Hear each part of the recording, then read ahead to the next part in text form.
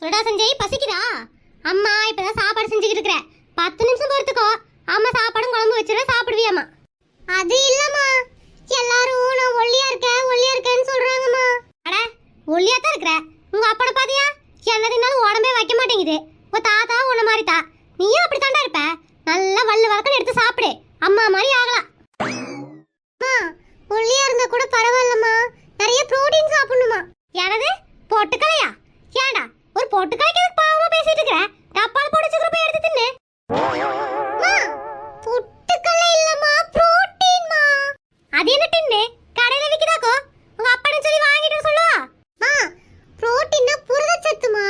நம்ம கொண்டக்கடலை, பச்சை பயிறு, சிக்கன் இதுலலாம் புரோட்டீன் நிறைய இருக்குமா. முட்டையில கூட புரோட்டீன் நிறைய இருக்குமா. இதுக்குதான் டெய்லி தட்டைப்பயிறு, பச்சை பயிறு, துவரம் பருப்புன்னு போட்டு செய்யற. நீ திங்க மாட்டேங்கிறியே. எனக்கு பிடிக்காத புரோட்டீன்லாம் நான் எப்படிமா சாப்பிடுறது? சிக்கனு, மீன், முட்டையெல்லாம் வாங்கி கொடுங்கம்மா, நான் சாப்பிட்டு